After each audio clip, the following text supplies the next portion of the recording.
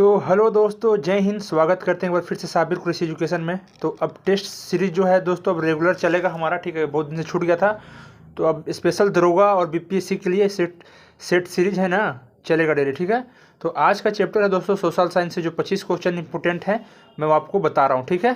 तो question number first है दोस्तों, निम्न में से भारतीय संविधान के किस अनुच्छेद में कहा गया है कि जब लोकसभा के अध्यक्ष और उपाध्यक्ष को हटाए जाने की प्रक्रिया विचाराधीन हो तो वह सदन को कार्य विधि में शामिल नहीं होगा, मतलब कार्य या विधि में शामिल नहीं होगा। तो इसमें शामिल नहीं होने का बोला दोस्तों, तो ये होता है अनुच्छेद 96 में दोस्तों, अनुच्छेद 96। इसका राइट आंसर डी हो जाएगा, ठीक है। क्वेश्चन नंबर सेकेंड, यह कौन तय करता है कि संसद में रखा जाने वाला कोई विधेयक विशेष धन के विधेयक है या नहीं, मतलब कोई भी विधेयक विशेष धन के विधेयक है या नहीं, ये कौन तय करता है दोस्तों? तो ये आपको तय करते हैं लोकसभा के अध्यक्ष, लोकसभा के अध्यक्ष। क्वेश्चन नंबर थर्ड है कि निम्नलिखित कथनों पर विचार कीजिए।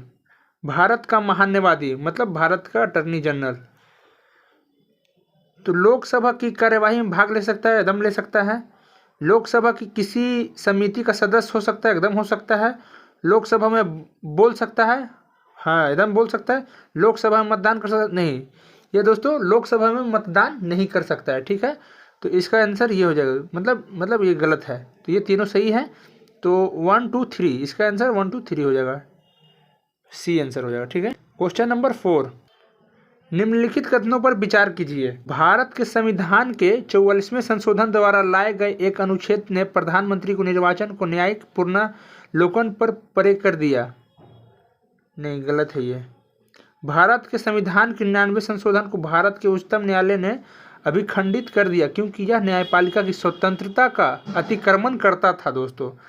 तो ये आपको सही होगा, केवल दो सही होगा, ठीक है, केवल 2, मतलब आंसर बी हो जाएगा आपका, ठीक है। क्वेश्चन नंबर 5, ये सब जो है सोशल साइंस से है, पॉलिटी से भी है। क्वेश्चन नंबर 5 बोलता है दोस्तों कि मंत्री परिषद में शामिल नहीं है। देखिए, मंत्री परिषद में मंत्री लगा हुआ तो जाहिर सी बात है शामिल तो होगा ही।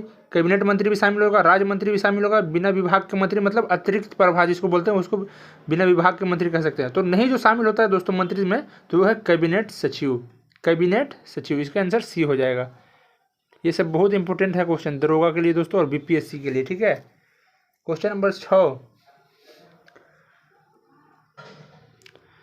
स्वर्णम त्रिकोण का तात्पर्य है। स्वर्णम त्रिकोण का तात्पर्य है दोस्तों, ये आपको है थाईलैंड, म्यांमार आदि के नशीले पदार्थ का उत्पादन करने वाला क्षेत्र से है। जो थाईलैंड इस समय नशा उशा का जो व्यापार किया जाता है ना, उससे ये संबंधित है, ठीक है। क्वेश्चन नंबर 7, निम्न में से कौन सा विकल्प सम्मिलित नहीं है दोस्तों?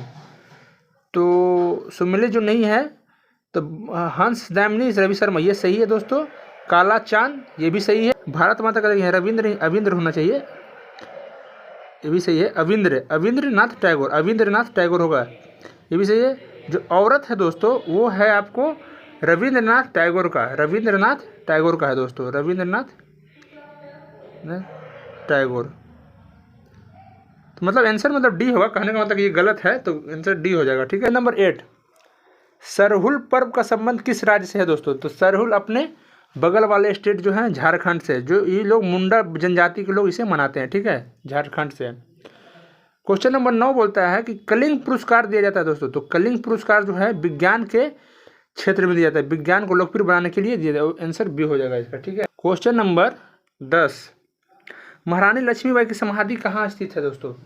तो महारानी लक्ष्मीबाई की समाधि स्थित है दोस्तों ये ग्वालियर कहाँ है दोस्तों? तो मध्य प्रदेश में, ठीक है। क्वेश्चन नंबर 11, करों और सरकारी, करो मतलब कर, टैक्स, करों और सरकारी कामकाज के निर्वाह में हुई अन्य प्राप्तियों से संघीय सरकार को प्राप्त हुआ समूचा राजस्व जमा होता है। मतलब जो सरकार के पास जो जमा होता है दोस्तों पैसा वैसा, उसको हम लोग बोलते हैं भारत संचित निधि में। मतलब जो सरकार का लेखा जो सरकारी पैसा जमा होता है वो भारत की संचित निधि में होता है, आंसर सी हो जाएगा। क्वेश्चन नंबर 12,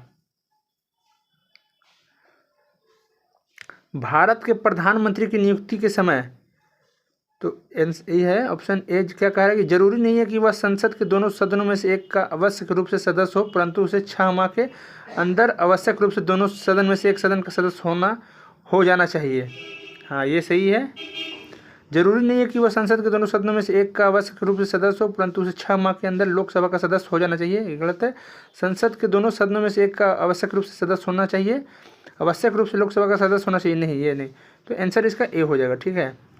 जो प्रधानमंत्री है दोस्तों, वो लोकसभा का सदस्य भी हो सकता है या राज्यसभा का भी सदस्य हो, दोनों में से कोई ये नहीं है कि लोकसभा का ही हो या राज्यसभा का ही हो, कहीं का भी हो सकता है सदस्य। ठीक है। जैसे कि मनमोहन सिंह थे जो, वो राज्यसभा के सदस्य थे लेकिन प्रधानमंत्री बने। जो नरेंद्र मोदी वो लोकसभा के अध्यक्ष हैं। तो इस तरह से भी होता है। ठीक है।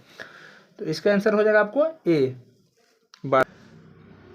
भारत के नियंत्रक और महालेखा परीक्षक की रिपोर्ट की समीक्षा करने वाली संसदीय समिति है। तो भारत के नियंत्रक और महालेखा परीक्षक की रिपोर्ट की समीक्षा करने वाली संसदीय समिति है दोस्तों लोक लेखा समिति। वो है आपको लोक लेखा समिति। इसका हो जाएगा आंसर सी, लोक लेखा समिति। ठीक है। क्वेश्चन नंबर 14, निम्नलिखित कथनों पर विचार कीजिए। नहीं तो खाली ये सही होगा दोस्तों, 1 होगा। ठीक है। तो केवल आंसर हो जाएगा आपको 1। नंबर 15 दोस्तों 15, निम्न में से कौन सा विकल्प सही सुमेलित नहीं है दोस्तों। तो बृहद स्नानगार, ये दोस्तों आपको मोहनजोदड़ो में, ये सही है। सिंध का नकली स्तंभ है ना, यही गलत है दोस्तों, ये गलत है आपको। ठीक है, ये गलत है। ये मोहनजोदड़ो में है, कालीबंगा में नहीं है, मोहनजोदड़ो में है, मोहनजोदड़ो में। ठीक है। ये से मतलब ये हो जाएगा। पतन नगर लोथल में, सही बात है। तांबे का रथ कहाँ पाया गया था, तो दैमाबाद, ये सही है। तो मतलब इसका आंसर बी हो जाएगा। ठीक है। ये गलत है। सिंध का नकली स्थान जो है मोहनजोदड़ो में मिलता है। ठीक है। क्वेश्चन नंबर 16, निम्नलिखित में से किसका संकलन ऋग्वेद पर आधारित है। निम्नलिखित में से किसका संकलन ऋग्वेद पर आधारित है दोस्तों। तो ये जो है सामवेद पर। ठीक है।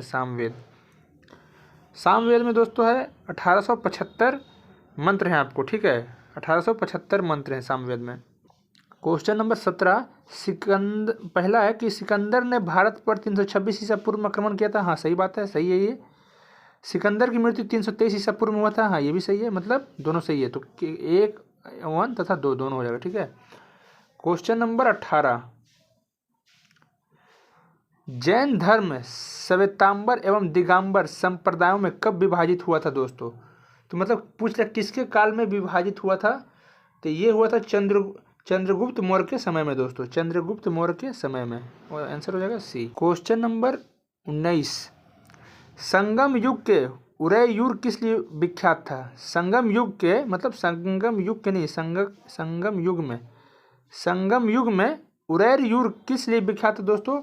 तो ये था विख्यात आपको कपास के व्यापार का महत्वपूर्ण केंद्र था। संगम युग में उदयपुर जो था दोस्तों, वो कपास के व्यापार के लिए महत्वपूर्ण केंद्र था। ठीक है। तो क्वेश्चन नंबर 20, लोकसभा और राज्यसभा के बीच गतिरोध की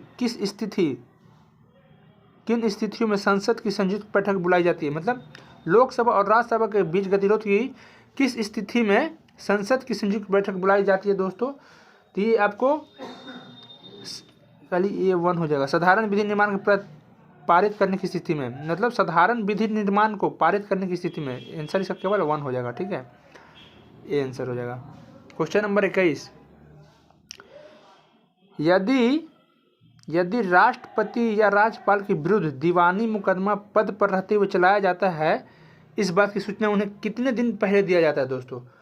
तो मतलब कोई भी अगर राष्ट्रपति या राज्यपाल के विरुद्ध कोई भी मतलब जो मुकदमा चलाया जाता है, वो सबसे पहले उनको 2 माह पहले, मतलब अगर जो सरकारी मतलब संवैधानिक पद पर जो बैठे हुए हैं राष्ट्रपति या राज्यपाल हुए, तो उन पर जो केस दर्ज होता है दोस्तों, तो उन्हें 2 महीना पहले बताया जाता है कि आप पे मुकदमा हुआ है, मतलब आप पे मुकदमा चलेगा। ठीक है। तो 2 महीना पहले बताया जाता है।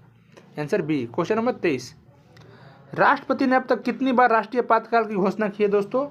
तो राष्ट्रपति जो आपातकाल की घोषणा है दोस्तों, वो 3 बार हो चुकी है, 3 बार। ठीक है। पहली बार दोस्तों 1962 में हुआ है, दूसरी बार 1971 में, और तीसरी बार जो हुआ दोस्तों 1975 में। मतलब नंबर 23, लोकसभा अध्यक्ष के पद के विषय में निम्नलिखित कथनों पर विचार कीजिए दोस्तों। तो लोकसभा अध्यक्ष के पद के विषय में कथनों पर विचार करिए। तो वह राष्ट्रपति के प्रसाद पर्यंत पद धारण करता है? नहीं, यह आवश्यक नहीं है कि वह निर्वाचन के समय वह सदन का सदस्य हो, परंतु उसे अपने निर्वाचन के बाद 6 माह के भीतर सदन का सदस्य हो जाने पर नहीं। यदि वह त्यागपत्र लेना चाहे तो उसे अपना त्यागपत्र उपाध्यक्ष को संबोधित करना होगा। ये सही हो जाएगा, आपको आंसर 3rd हो जाएगा, मतलब केवल 3 होगा। ठीक है। क्वेश्चन नंबर 24, राष्ट्रपति का अध्यादेश कितनी अवधि के लिए लागू रहता है दोस्तों? तो राष्ट्रपति का अध्यादेश जो लागू रहता है वो दोस्तों वो आपको 6 महीने के लिए रहता है। ठीक है, आंसर बी। क्वेश्चन नंबर 25 है लास्ट क्वेश्चन। निम्नलिखित कथनों पर विचार कीजिए। केंद्र में मंत्री परिषद संसद के प्रति सामूहिक रूप से उत्तरदायी होता है? नहीं। संघीय मंत्री भारत के राष्ट्रपति के पद धारण करेंगे? हाँ, कर सकते हैं। विधि निर्माण हेतु प्रस्ताव के बारे में प्रधानमंत्री राष्ट्रपति को सूचना करेगा? हाँ, करेगा। तो केवल 2 और 3 आंसर इसका हो जाएगा। ठीक है। सोशल साइंस से थे ये 25 क्वेश्चन, तो आप लोग याद रख लेना। ठीक है, मिलते हैं नेक्स्ट क्वेश्चन में। अभी के लिए बाय, जय हिंद।